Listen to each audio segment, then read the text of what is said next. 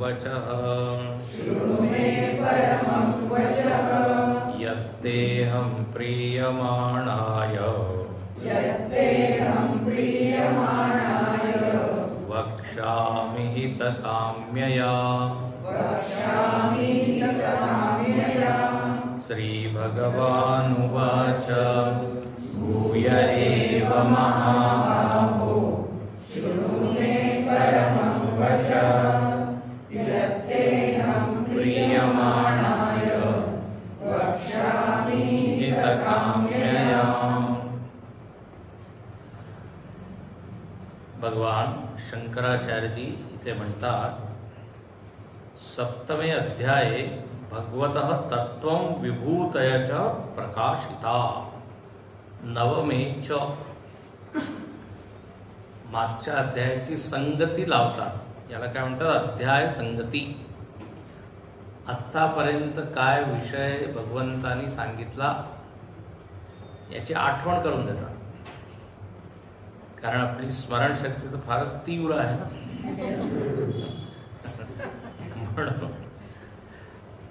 म्हणजे 7व्या आणखी 9व्या अध्यायामध्ये भगवंतांनी स्वतःचं वर्णन केलं, त्याला म्हणतात तत्वाचं वर्णन, आणि विभूतीचं सुद्धा वर्णन केलं। जर तुम्हाला आठवत असेल तर 9व्या अध्यायामध्ये भगवंतांनी सांगितलं होतं, तपाम्यहं वर्षं निगृह्णामि सुधामि च पृथिव्यां पुण्यो गंध पृथिव्यां। तर मी कुठे कुठे आहे, थोडक्यात याचा परिचय भगवंतांनी दिला होता। म्हणजे आता तुम्ही काय सांगणार आहात, तर म्हणे अथ इदानीं येषु येषु भावेषु चिंत्यो भगवान ते ते भावा वक्तव्याः। अर्जुन जणू काही आता विचारत आहे, ते पुढे येईल, तो विचारत आहे की कुठे कुठे मी तुम्हाला पाहू,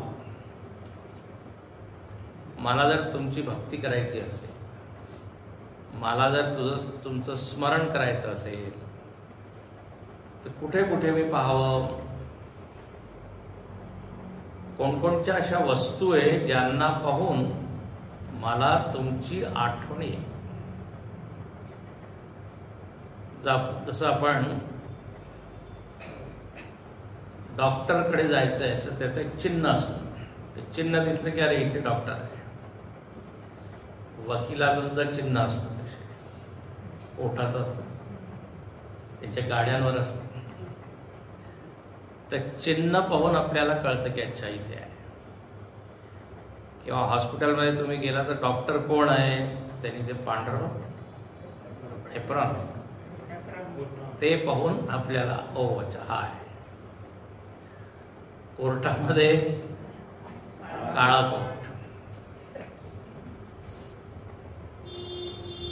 वादी प्रतिवादी तिथे हे करत होते, काय वाद, आणि कसं तुम्ही ओळखलं की ही आमची म्हैस आहे, तुम्ही कसं काय ओळखलं, तर दुसरा म्हणाला जसं पहा, कारण सगळ्या म्हशी तर काळ्या असतात, कशी काय तुम्ही ओळखलं, आणि जसं सगळे वकील काळे कोट घालतात, पण आपला आपला वकील सगळे ओळखतात, लांबून ओळखतात। त्याचप्रमाणे माझी म्हैस, तर एक एक काहीतरी खूण असते, चिन्ह असतं, त्यामुळे आपली ओळख होते। तर इथे देवाला जर ओळखायचं असेल तर केषु केषुच भावेषु चिंत्योऽसि भगवन्मया, असं अर्जुनाने पुढे विचारलंय। तर शंकराचार्य इथे पहिल्याच प्रस्तावनेमध्ये या अध्यायाची ओळख करून देतात की इथे पहा, वक्तव्याः, वक्तव्या म्हणजे सांगितलं पाहिजे। भगवान ते ते भावा वक्तव्या, भगवंताच्या द्वारे सांगितलं पाहिजे की कोणत्या वस्तू पाहिल्यावर माझी भक्ती वाढेल। तत्वं च भगवतो वक्तव्यम उक्तम अपि. खूप छान. म्हणजे एक तर भगवंताची व्यापकता सांगायला पाहिजे. भगवंतालाच तो जणू विचार की तुम्ही कसे व्यापक आहात. आणि त्याचप्रमाणे तत्वंच तुमचं वास्तविक रूप, तुमचं स्वरूप, तुम्ही कसे आहात हे सुद्धा मला सांगा. तर दोन विषय झाले, तत्व आणि विभूती. विभूती म्हणजेच काय? वेगवेगळ्या रूपात भगवंताची व्यापकता, विस्तार, कसा तो पसरलेला आहे सगळ्यांमध्ये, कसा तो उपस्थित आहे, याला म्हणतात विभूती. आणि योग म्हणजे त्याचं खरं स्वरूप. आता आपण पाहू पुढे. गुरुजींनी एक उदाहरण दिलंय, जसं पाणी आहे, पाणी H2O आहे ना, हे त्याचं स्वरूप.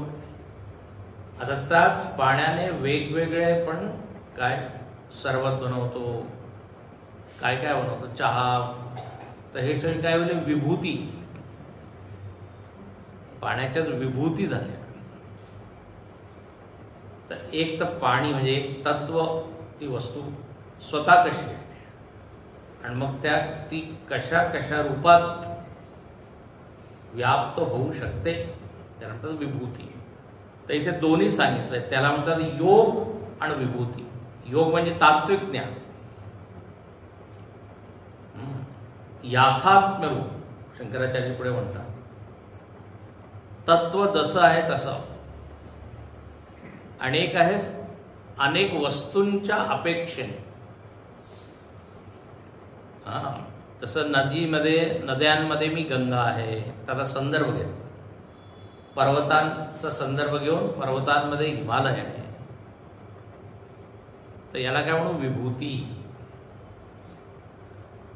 किती रूप तो घेऊ शकतो.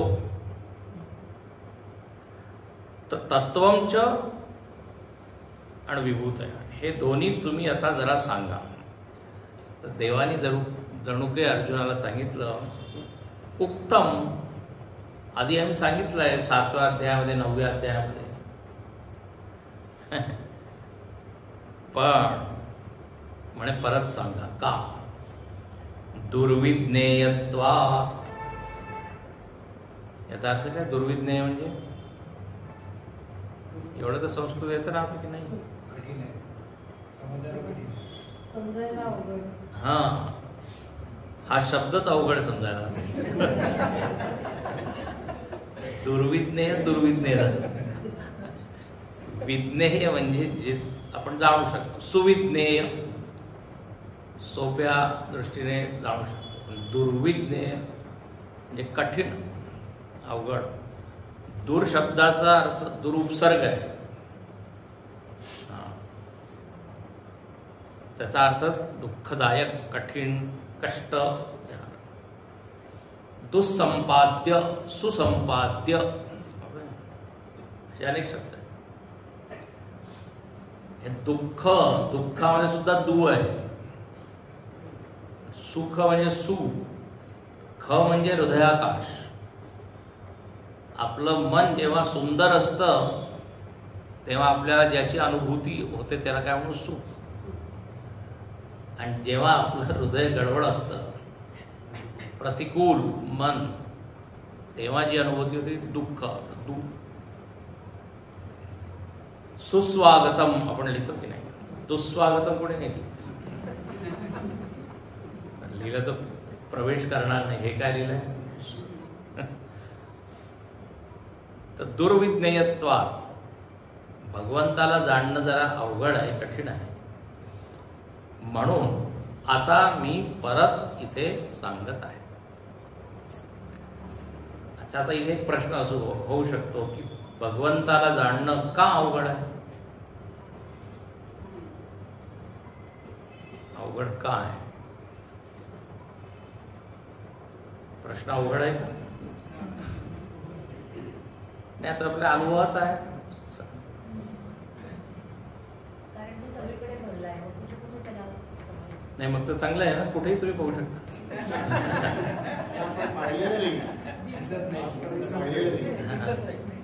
हा, प्रत्यक्ष नाहीये.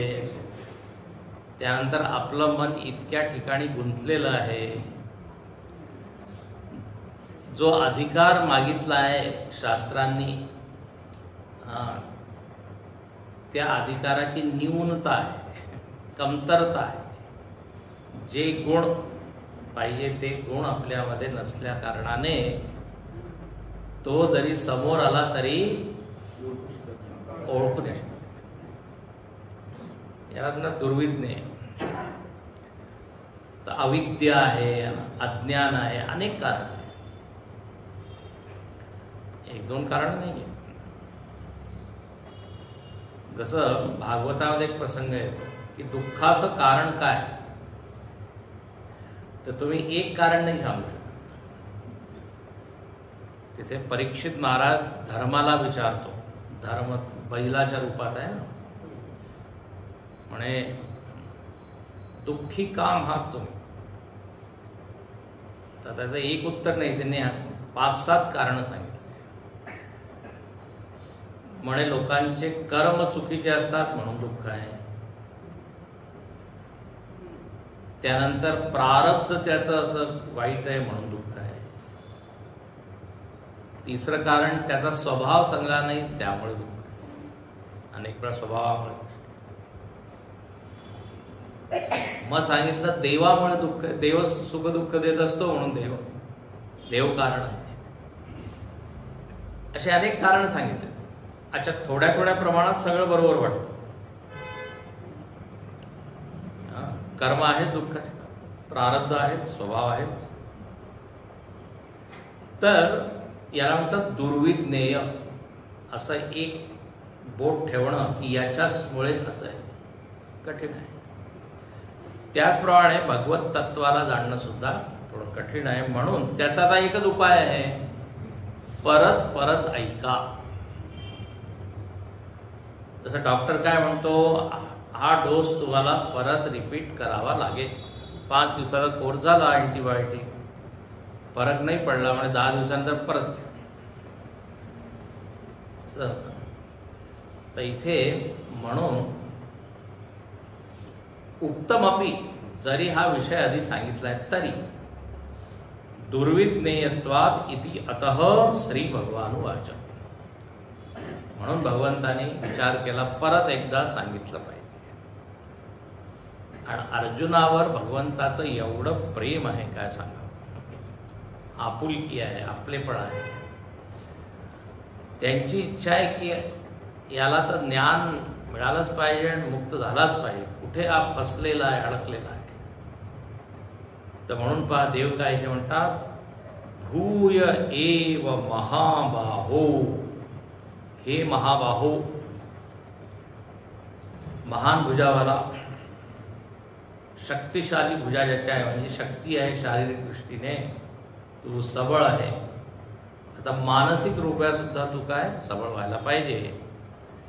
तर भूय एव, भूय म्हणजे परत. भूय शब्दाचा अर्थ काय, परत मी तुला उपदेश करत आहे, परत तू ऐक. शृणू म्हणे काय ऐक, तर म्हणे मे परमं वचः, माझं परमवचन आहे. परमवचन म्हणजे श्रेष्ठ, जे सगळ्यात चांगलं ज्ञान आहे. सर्व शंकराचार्य इथे म्हणतात, प्रकृष्टम निरतिशय वस्तुनः प्रकाशकम वचः वाक्यम. वच म्हणजे वाक्य. परमचा अर्थ केला आहे निरतिशयम वस्तुनः प्रकाशकम. अशी वस्तू जी निरतिशय आहे. निरतिशयचा अर्थ असतो की ज्याची काही मर्यादा नाही, सीमा नाही, ही सर्वोत्तम आहे. मराठीमध्ये आपण काय म्हणतो, अतिशय सुंदर. अतिशय शब्द जवळजवळ तसाच अर्थ आहे. निरतिशय वस्तुनः, अशी वस्तू जिच्यापेक्षा अजून काही श्रेष्ठ होऊ शकत. त्या वस्तूचं प्रकाशन ज्यांनी होणार आहे, ज्या वाक्यांनी, ज्या ज्ञानाने ती वस्तू ओळखली जाईल, असं ज्ञान किंवा असे वाक्य आता मी तुला सांगत आहे.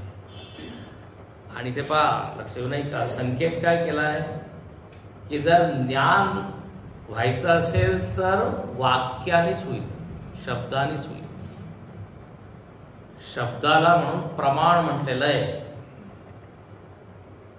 आप्तवाक्यम शब्द. जे ऋषीमुनी लोक आहे ज्यांनी या तत्वाला प्राप्त केलेलं आहे, आप्त म्हणजे काय, प्राप्त, असे सिद्ध लोक जेव्हा ते वचन बोलतात तेव्हा त्या शिष्याला सुद्धा काय ज्ञान होतं. म्हणून वाक्यांचं फार मोठं महत्व आहे. शब्दाचं, वाक्यात शब्दच संपत्ती आहे.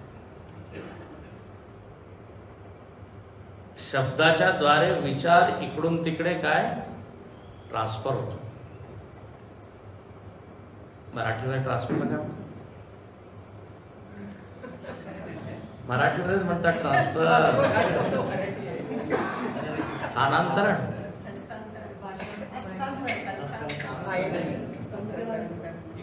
बदली, बदली, संक्रमण, संक्रमण. तर विचार संक्रमित होतात वक्त्यापासून श्रोत्यापर्यंत. वाहन काय आहे? शब्द. हे कसं वायरलेस टेलिफोन असतो की नाही, भगवंताचा वायरलेस टेलिफोन. दुसऱ्यापर्यंत काही साधन, एक फक्त साधन आहे, ते म्हणजे वारं. वाराच्या थ्रू शब्द इकडून तिकडे जातात. प्रश्न विचारला की अंतराळामध्ये जर कोणी जोराने ओरडलं तर किती दूर आवाज जाईल? शेजारच्याला सुद्धा नाही कळत. ओढ हलताना दिसेल, कारण ते वाहक आहे. हा, वार ते नाही. म्हणून जर शेजारच्याला सुद्धा जर ते सांगायचं आहे तर डिजिटल. हे खरं म्हणजे आता अंतराळात नाही, घरी सुद्धा असंच होतं. वरच्या मजल्यावर जेवण तयार आहे, फूड रेडी, कम डाऊन. आजकाल असंच झालंय, संवाद ही. तर शब्द एक साधन आहे आणि शब्दाने ज्ञान होतं. म्हणून परमम वचन प्रकाशक आहे, शब्द प्रकाशक. म्हणून वेदांना म्हटलेलं आहे सर्वार्थ प्रकाशक. सर्वार्थ म्हणजे सगळ्या विषयांना प्रकाशित करणारं जर काही आहे पुस्तक, ग्रंथ जर कोणता असेल तर वेद. सर्व अर्थ प्रकाशक. तर म्हणे आता हे माझे असे वचन तू ऐक. हा, आणि का मी तुला सांगत आहे, तर इथे देवाचं प्रेम अर्जुनासाठी उफाळून दोन शब्द इथे म्हणत आहे. म्हणे यत्तेहम प्रियमाणाय. प्रियमाणाय, तू माझं जे काही प्रवचन आतापर्यंत झालंय ते तू ऐकत आहे. आणि कसं की तू प्रेमाने ऐकत आहे, असं ऐकत आहे जणू काही तो अमृतच पीत आहे. शंकराचार्याने त्या मदवचनात प्रियसे त्वम अतीव अमृतैव पिबा.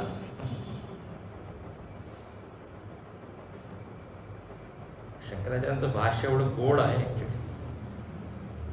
अमृतैव, तुला माझे जे वचन आहे फार गोड वाटत आहे आणि फुल इंटरेस्ट, पूर्ण आवड घेऊन तो ऐकत आहे. आणि तुझ्या त्या मुखचर्येमुळे, तुझ्या हावभावामुळे मला काय प्रेरणा मिळत आहे.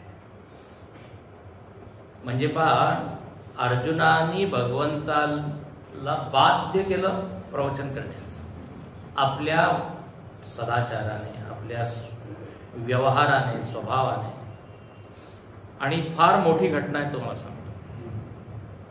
गुरुच्या मनामध्ये, सद्गुरूंच्या मनामध्ये जर आपल्याविषयी प्रेम उत्पन्न जर झालं तर मग तो खजिना तुम्हाला द्यायला तयार आहे. तर आपला व्यवहार असा नसायला पाहिजे की अरे पण याला देण्यात काही फायदा नाही, तर तो काय करेल, बंद करून दे. जसं आई वडिलांना सांगण्याची इच्छा आहे मुलांना काहीतरी चांगलं, पण ते मुलं काही आदरच देत नाहीये, सन्मानच करत नाही, तर मग आई वडील काय म्हणतात, सोडा, ऐकणार तर नाही. म्हणजे स्वतःचाच घात करत आहे. त्यांचं हित होऊ शकत होतं, पण त्यांनी आपल्या व्यवहाराने त्यांना नाराज केलं, नाखुश केलं.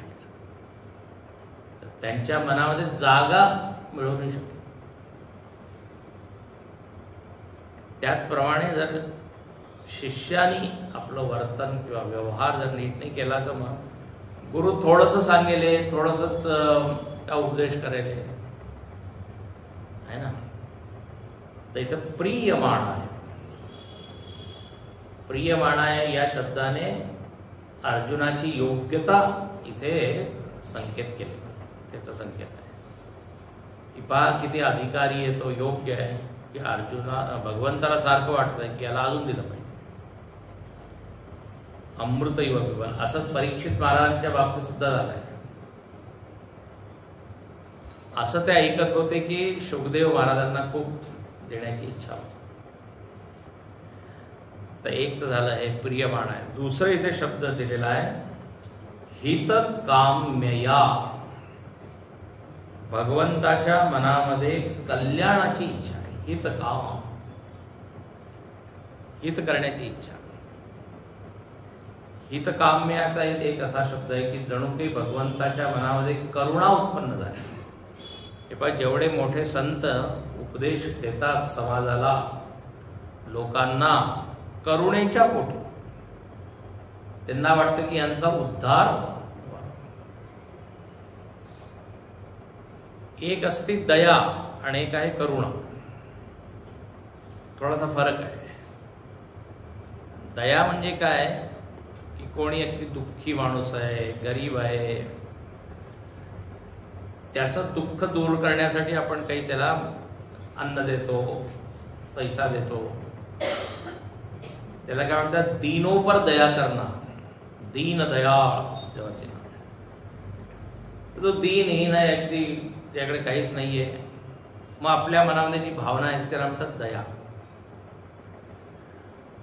करुणा काय थोडस बेटर आहे. करुणेमध्ये काय, तो समोरची जी व्यक्ती अशी दुःखी नाहीये जशी कोणी दरिद्र किंवा भिकारी आहे. करुणामध्ये काय की समोरच्याचं हित झालं पाहिजे, हित भावना आहे करुणामध्ये, हित भावना. म्हणून आपण ते शंकराचार्यांचा एक श्लोक म्हणतो, करुणालयम शंकरम शंकराचार्यम नाही केशवम बादरायण सूत्रभाष्य कृतो वंदे भगवंत. याच्या आधी जो आपण म्हणतो श्रुती स्मृती पुराणानाम आलयम करुणालयम. करुणाचे लय आलय आहे. आलय म्हणजे भांडार. तर करुणेमुळे त्यांनी इतके ग्रंथ लिहिले. आता बा, भिकारीला पैसा देणं वेगळं, आणखीन शिष्याला ज्ञान देणं वेगळं. फरक कळतं. तर खरं हित कशामध्ये आहे तर म्हणे ज्ञानामध्ये, उपदेश करण्यात. तर अर्जुना साठी त्यांच्या मनामध्ये करुणा आहे की याचं कल्याण हो, म्हणून हितकाम्य. जसं आई वडिलांच्या मनामध्ये पोरांसाठी, मुलांसाठी जे चांगले शिक्षक आहे ते किती कळकळीने काय शिकवतात, त्याची इच्छा असते यांनी खूप शिकलं पाहिजे. आता इथे आले आहेत तर पूर्ण लाभ घेतला पाहिजे. आणि असे असतात आदर्श शिक्षक. तर इथे ही भावना आहे भगवंत, आणि याचं क्रेडिट अर्जुनाला दिलं पाहिजे. नाहीतर दुर्योधन वगैरे पहा, भगवंताने त्याच्याकडे जाणंच टाळतो आणि त्याच्याकडे जायचं नाही. याच्याशी बोलण्यामध्ये काय अर्थ. जसं विदूर आहे, विदूर एवढे मोठे ज्ञानी, पण दुर्योधनाच्या दृष्टीमध्ये तो दासी पुत्र आहे. तेवढा आदर दिलाच नाही. ते तर निघून गेले तीर्थयात्रेसाठी. म्हणे हा असा मुलगा आहे, त्याला काय म्हणू आपण, पंड नाही म्हणू, व्रात्य. तो समजत नाही, शिकत नाही, मूर्ख चंद्रचूडा म्हणे. आज सकाळी मी सांगत होतो. आता विदूर सारखा एवढा ज्ञानी काका आहे त्यांचा, आणि पहा त्याचं न ऐकता शकुनीचं ऐकत आहे. तर मग विदूर निघूनच गेले. समजवण्यात काय तर हितकाम्यया हितेच्छया. याप्रमाणे भगवंताने इथे जणू काही प्रतिज्ञा केली. वक्ष्यामी म्हणजे मी सांगणार आहे. वक्ष्यामी शब्दाचा अर्थ मी सुद्धा सांगणार होतो. आता मी सांगीन असा अर्थ वक्ष्यामी. भूय एव महाबाहु झाले श्री शब्द. भूय परत, भूय पुन्हा खरोखर, एव शब्द खरोखर परत सांगत. एव माझे परम वचन तू ऐक जे मी सांगतो. आणि का, कारण तू अतिशय आनंदित दिसतंय, तुला आवडत आहे. समोरच्या आवडतच नसेल तर काय, भिंतीला जर तुम्ही उपदेश दिला तर काय. अनेक लोक खांबाला टेकून बसतात आणि खांबासारखे बसतात, असे संत लोक म्हणतात कीर्तना. म्हणजे कदाचित त्या खांबाला तर ज्ञान होईल, पण याला तर जसं ब्लँक लुक म्हणजे काही चेहऱ्यावर. तर मग त्या वक्ताची वाणी त्याच्यामुळे अवरुद्ध होते. इथं काम. आता इथे म्हणतात किमर्थम अहम वक्ष्यामी इति. आता देव इथे जणू की अर्जुनाने विचारलं, तुम्ही का सांगत आहात, किमर्थ. म्हणे मला असं होऊ शकतं ना, एक दिवस आपोआप ज्ञान होऊन जाईल तुमचं. तर म्हणे आत्ताच सांगितलं दुर्विज्ञेय, शंकराचार्यांचं. आणि म्हणे पहा, मोठे मोठे लोक मला जाणू शकत नाही. मोठे मोठे लोक, माझं स्वरूप असं अनिर्वचनीय आहे, अनंत आहे, अनाकलनीय आहे. म्हणून जोपर्यंत मी समजावून सांगणार नाही तोपर्यंत कळणार नाही.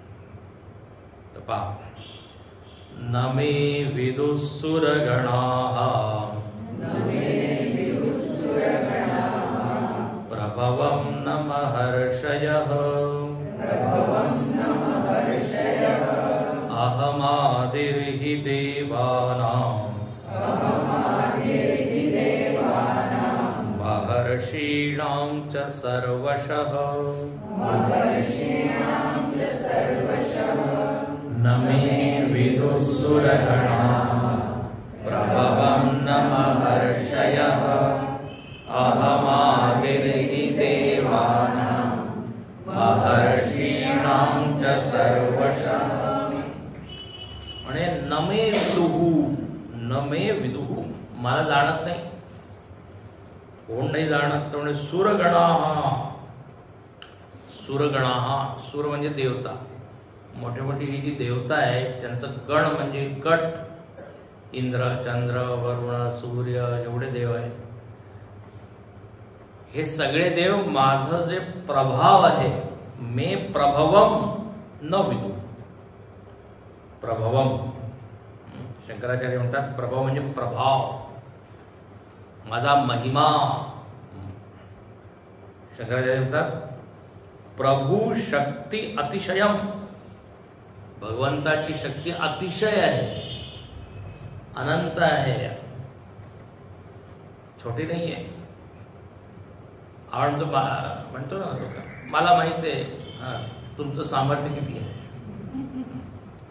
पण असं देवाला नाही म्हणू शकत.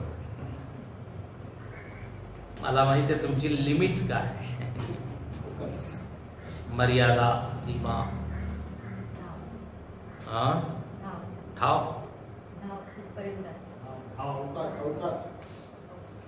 औकात. उर्दू शब्द. तुम्ही काय करू शकताय मला माहिती, म्हणून मी काही घाबरत नाही. असं लोक भांडण करतात, ते म्हणतात तू काय करू शकतो, मला माहिती आहे. जास्त धमकी देऊ नको. तर देवाची शक्ती अतिशय आहे, अतिशय म्हणजे अनंत आहे. त्याचा प्रभाव देवता लोकांना त्याची काही कल्पना नाही आहे, आयडिया नाही, अंदाज नाही. सुरगणा, आता पहा, याचं चांगलं उदाहरण मागे दिलं होतं मी. इंद्राला कृष्णाची शक्ती माहीत नव्हती. त्याला वाटलं की हा छोटा कृष्ण आहे, हा काय करेल. पण जेव्हा त्यांनी गोवर्धन उचलला तेव्हा कळलं की हो, दिसतो हा लहान पण आहे हा महान.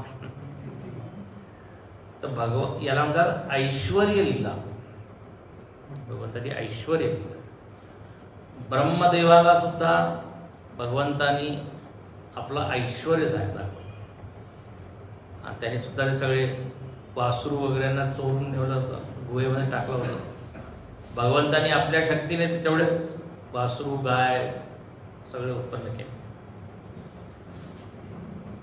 तर देवांच्या वेगवेगळ्या लीला आहे. माधुर्य लीला, काय लीला चिंतनीय आहे, काय लीला अनुकरणीय आहे.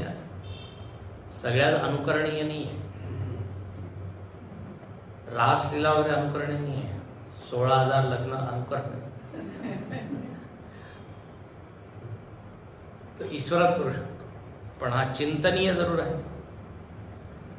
त्याचा प्रभावाचा चिंतन आपण करू शकतो. हो, एवढा मोठा आहे. त्यामुळे देवता न विदु, प्रभवम न विदु. आणि प्रभव शब्दाचा दुसरा अर्थ आहे प्रभवम, प्रभवनम, उत्पत्तीम. प्रभव म्हणजे उत्पत्ती.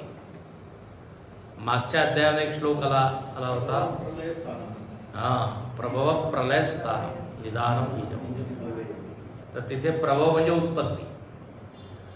त्यामुळे उत्पत्ती जाणू नाही शकत. माझी उत्पत्ती,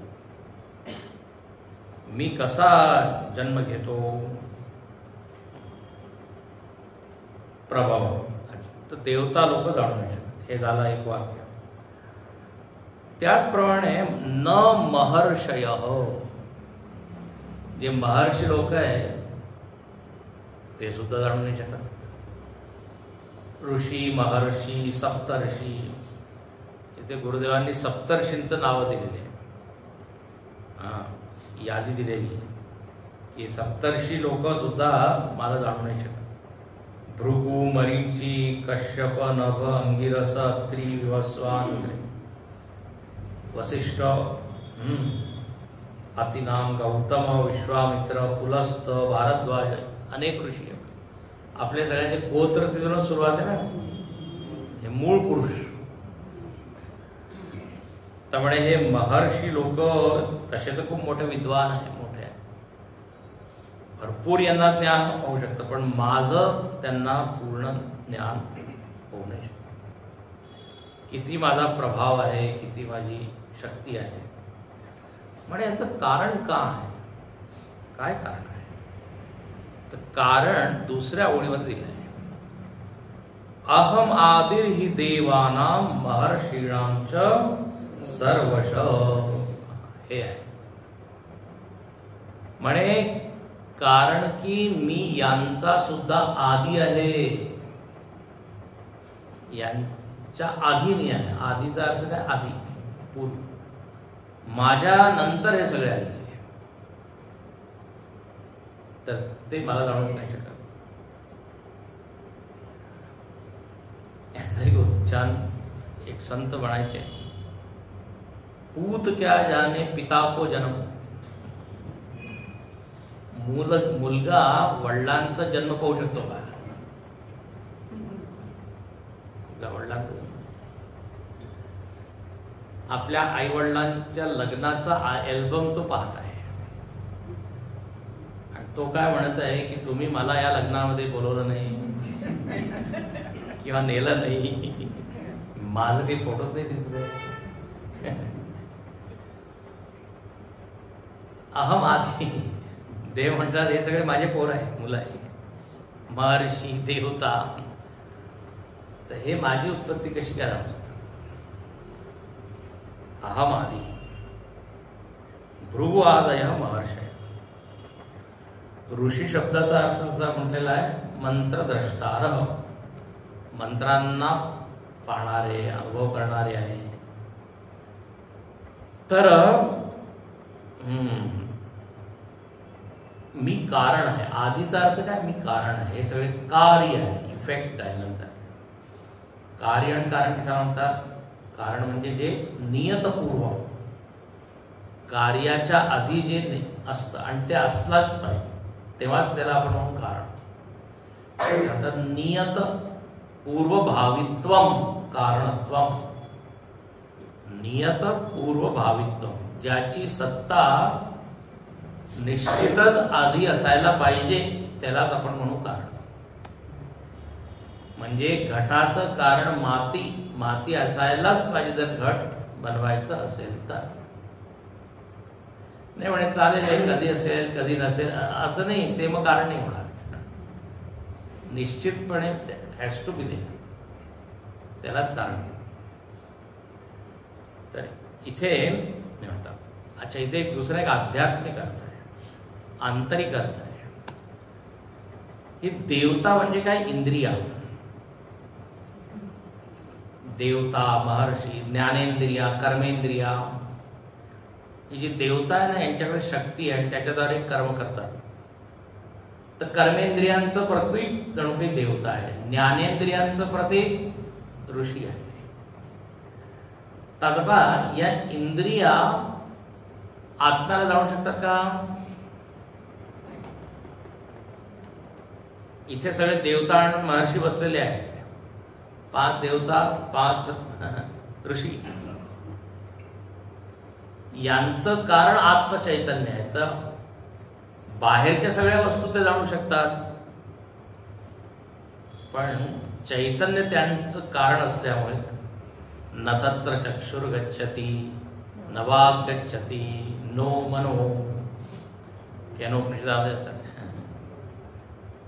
चक्षु न गच्छति तत्र तस्मिन आत्मनी, त्या आत्मापर्यंत डोळे जाऊ शकतात. अनेक वेळा मी उदाहरण दिलेलं आहे तुम्हाला टेलिस्कोप. चंद्राला तुम्ही टेलिस्कोपनी पाहू शकता, कारण टेलिस्कोपच्या तिकडे ते जे काही वस्तू ते पाहू शकता, पण त्याच टेलिस्कोपनी आपले डोळे नाही पाहू शकत. कळतंय का? कारण मागे आहे. नाही म्हणून मी एक डोळ्याने दुसरा डोळा पाहून असं नाही. ज्या डोळ्याने तुम्ही पाहत आहात तोच डोळा पाहू शकता का? ते नाही.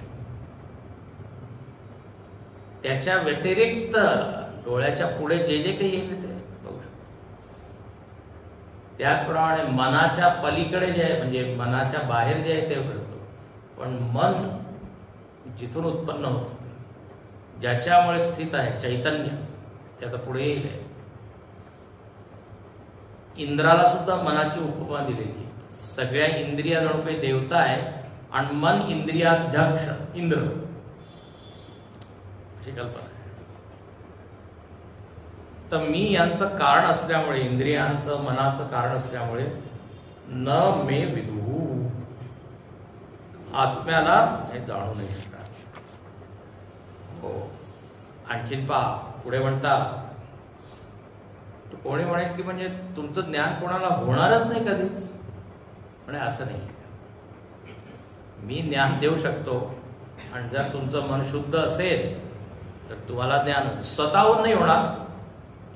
शास्त्र पाहिजे, गुरु पाहिजे, ईश्वर काय म्हणतात त्याला, गुरु कृपा शास्त्रकृपा, आत्मकृपा आणि ईश्वर कृपा. 4 कृपा जेव्हा एक वटून मिळतात तेव्हा ज्ञान. एक कृपा खरी म्हणजे नेहमीच आहे, ईश्वर कृपा नेहमीच आहे. शास्त्र सुद्धा उपलब्ध आहे. समाजामध्ये अनेक संत, साधू, आचार्य आहेत, म्हणजे 3 लोक कृपा करण्यास तयार आहे. पण आत्मकृपाच मिसिंग आहे. स्वतःवरच आपण कृपा करत नाही.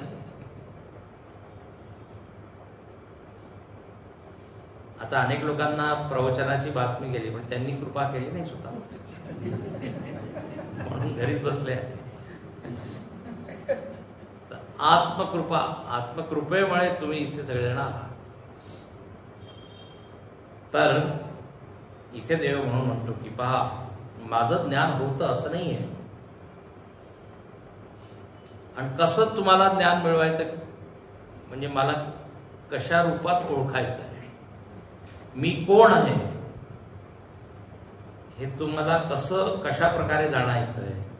मी एक नुसता आकारवाला एक मनुष्य आहे, बासरी वाजवणारा आहे, नाचणारा आहे, एवढंच माझं ज्ञान पुरेसं आहे का? तर नाही. एवढ्या ज्ञानाने मुक्ती नाही होणार.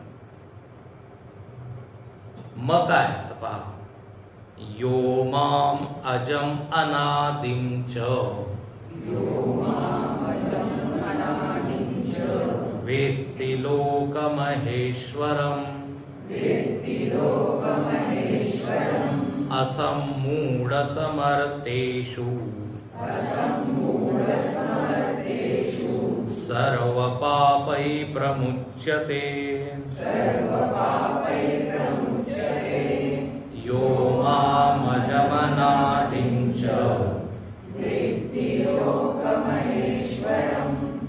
असम्मूढ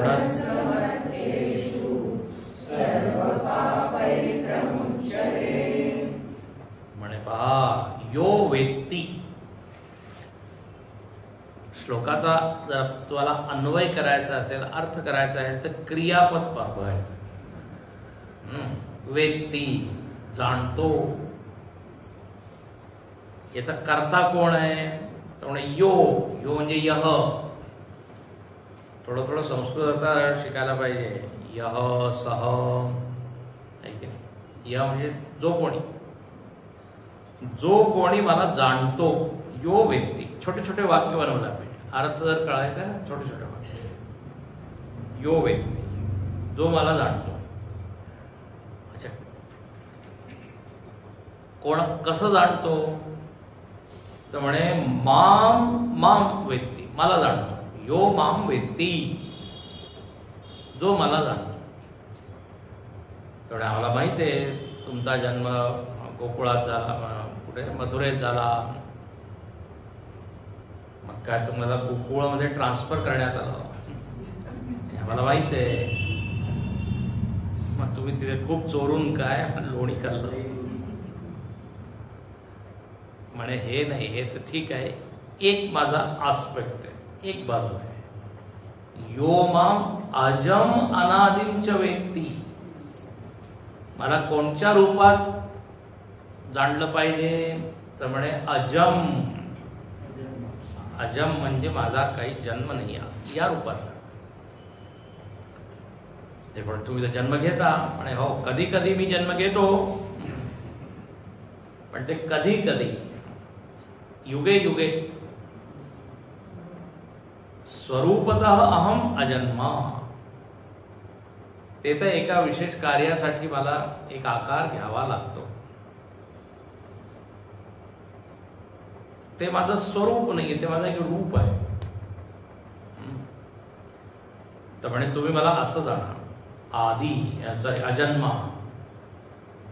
आणि दुसरं म्हणजे अनादी. मी कसा आहे? अनादी. या 2 रूपात तुम्हाला मला जाणलं पाहिजे. तुम्ही अजम आणखीन अनादी. आता या दोघांचा काय संबंध आहे? अनादी म्हणजे काय?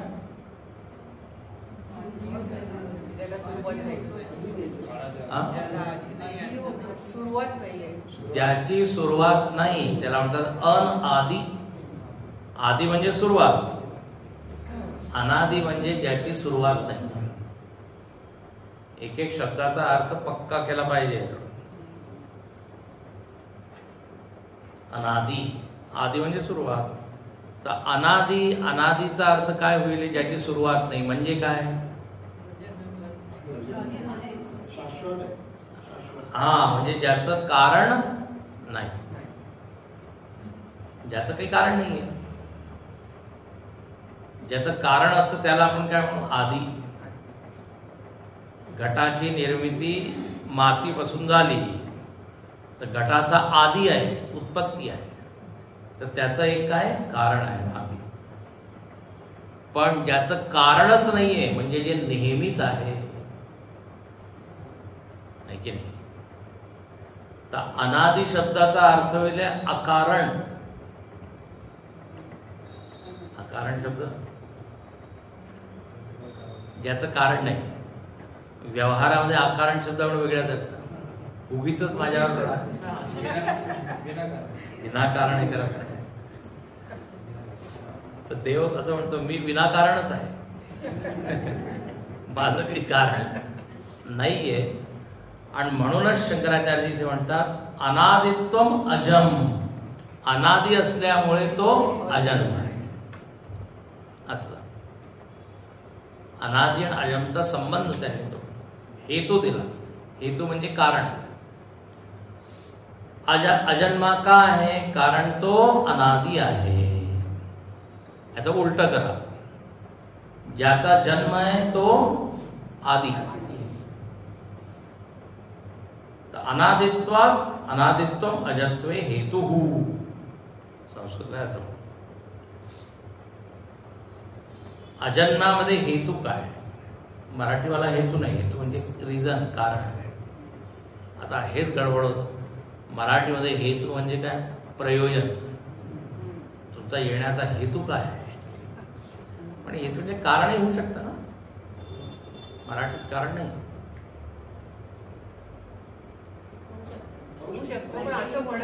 असं म्हणत नाही. पण संस्कृतात सारखा हेतू हेतू म्हणतात. हा, उद्देश तो एक अर्थ आहे. पण हेतू म्हणजे रिझनिंग. अजन्मा आहे याचा हेतू काय आहे? तर म्हणे अनादी आहे. अनादित्व अजत्वे हेतू. ठीक आहे, चला. म्हणजे अर्थ कळला नव्हता संस्कृत. तर अजम अनादी. तर असं मला तुम्ही जाणा की माझा कधीच जन्म होत नाही, मी अनादी आहे. आणि दुसरं लोकमहेश्वरम. हे सगळे तृतीय विभक्तीमध्ये माम अजम अनादिम लोकमहेश्वरम वेत्ती. मला जे लोक असं जाणतात की मी अजन्म आहे, अनादी, आणखीन सर्व लोकमहेश्वर. मी पूर्ण जगाचा कोण आहे? शासक. ईश्वर म्हणजे शासक. आणि पहा इथे ईश्वराच्या आधी दोन शब्द त्यांनी टाकले. लोक महेश्वर. लोक महेश्वरांचा अर्थ आहे महांतम. लोकांना महांतम. सगळ्या लोकांचा मी मोठा ईश्वर आहे. ते लोक म्हणजे हे 14 भुवन, संपूर्ण ब्रह्मांड. आता या ब्रह्मांडाचा शासक लहानम ईश्वरम तर नाही होऊ शकत ना, महांतम ईश्वरच होईल. हे पहा, अशा आहे छोटे छोटे ईश्वर पुष्कळ आहे, पण महांतम ईश्वर नाही. देशावर शासन करत आहे. पंतप्रधान काय? ईश्वर आहे. मुख्यमंत्री ईश्वर आहे. कलेक्टर ईश्वर आहे. एक एक त्यांचा काय एरिया आहे. तर शासकाचे भरपूर आहे. मग कुटुंबावर ज्यांचं काय नियंत्रण आहे तर कुटुंब शासक. आमच्या घरी तर त्यांचंच चालतं किंवा तिचंच चालतं. दोन्ही होऊ शकतात. कोण पॉवरफुल. तर शासक असे पुष्कळ आहे. ऑफिसमध्ये मी शासक आहे, पण घरी मी शासित आहे. कोणी कॅप्टन आहे म्हणे मी पूर्ण बटालियन वर कंट्रोल करू शकतो, पण मुलांवर कंट्रोल नाही. असं होतं. कॅप्टन, ब्रिगेडियर, तर असे अनंत शासक आहे. पण महानतम शासक म्हणजे मीच आहे, सगळ्या ईश्वरांचा ईश्वर. अच्छा, तर देव शासक आहे हे कसं काय जाणायचं? तर म्हणे कारण की इथे शासन आहे. लक्षात घ्या, इथे अनेक नियम आहे की नाही, आणि त्या नियमांच्या द्वारे सगळ्यांवर एक सत्ता तो गाजवतो. आणखी लक्षात घ्या, हे सगळे नियम त्या जीवांच्या भल्यासाठी, चांगल्यासाठी. या शासनाच्या पाठीमागे एक योजना दिसते. लक्षात घ्या, एक प्लॅनिंग आहे. आता बा सूर्याला त्यांनी उत्पन्न केलं, तर एक योजना आहे ना की माणसाला काय प्रकाश पाहिजे, ऊर्जा पाहिजे जगण्यासाठी. वारं आहे, वायू आहे, त्याची निर्मिती केली आहे, तर must be reason, must be some cause. तर योजनेच्या द्वारे योजक असायलाच पाहिजे. म्हणून शंकराचार्य म्हणतात की या सृष्टीकडे जर बघितलं तर असं सहज एक अनुमान होतो की याच्या पाठीमागे कोणी खूप हुशार एक अशी बुद्धी असायला पाहिजे, ज्याने खूप विचार करून हे जग बनवलं.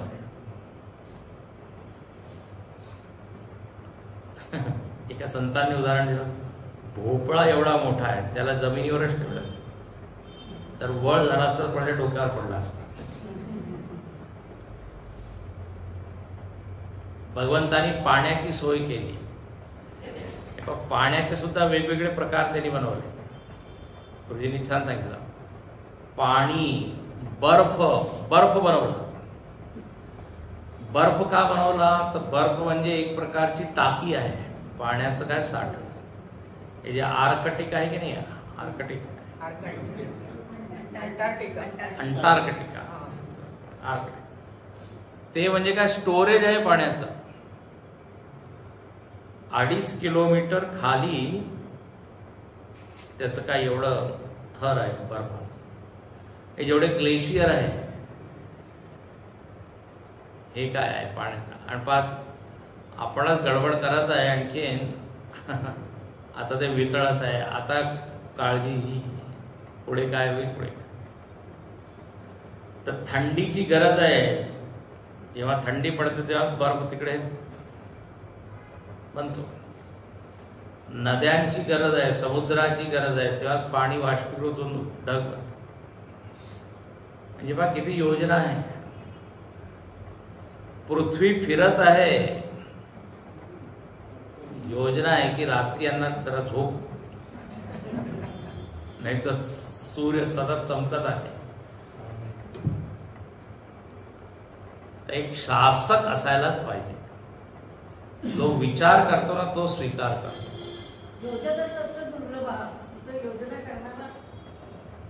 हा, नामंतरमक्षरम अस्ति नानौषधी वनस्पती अयोग्य पुरुष असते, योजकच तत्र दुर्लभ. तिथे तो संदर्भ वेगळा आहे.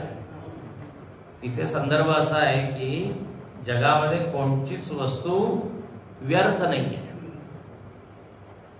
हा, वनस्पती, अक्षर, पण त्यांचा उपयोग करणारा, तिथे योजक म्हणजे तो अर्थ आहे. ओळखून त्यांचा उपयोग करणारा तो दुर्लभ आहे. तर तिथे योजना असं तुम्ही म्हणू शकता, योजना करणारा. कारण योजक म्हणजे योजना करणारा.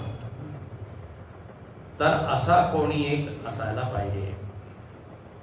तर फक्त शासन म्हणजे कठोर शासन नाहीये देवाचं. किती स्वातंत्र्य दिलंय आपल्याला.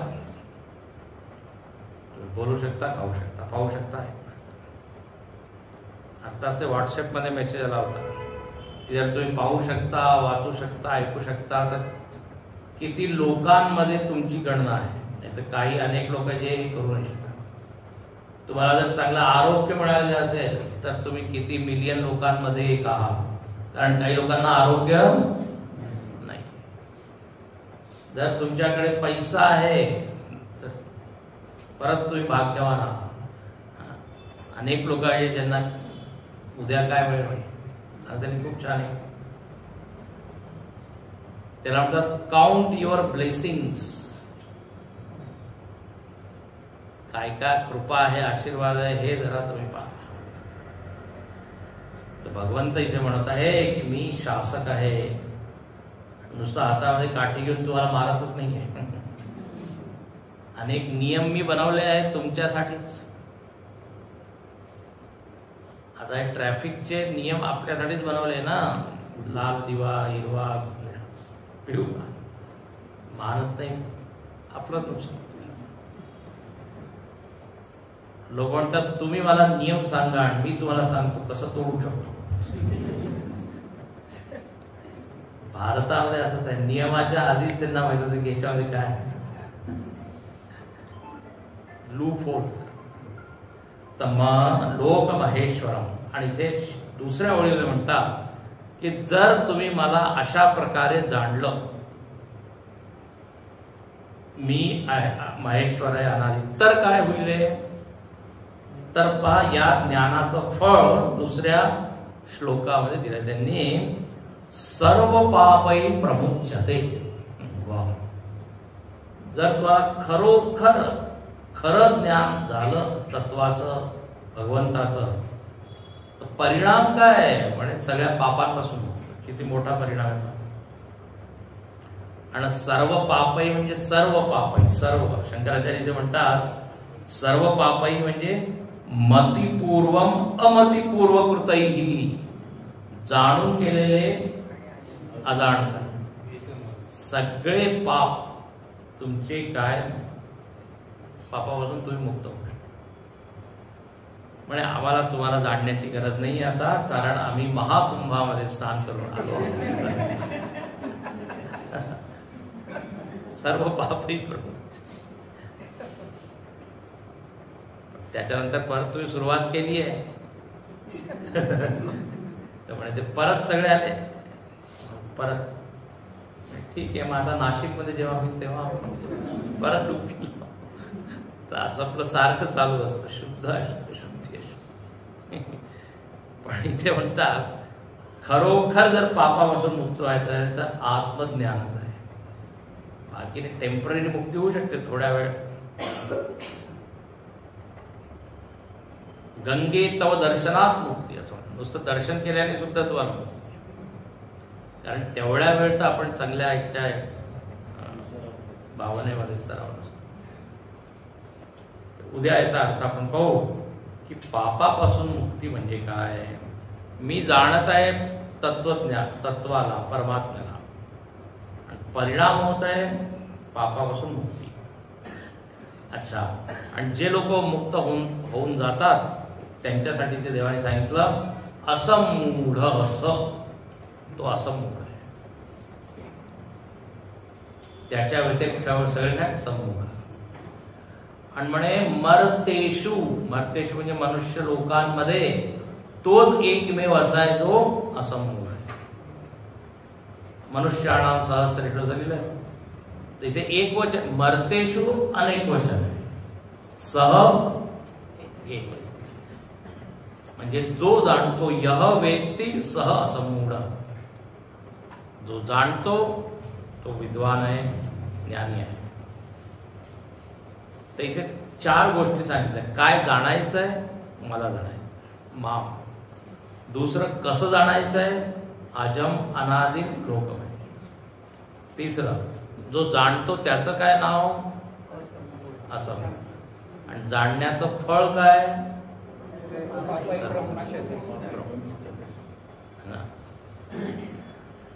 ओम पूर्णमद पूर्णमिदं पूर्णात् पूर्णमुदच्यते पूर्णस्य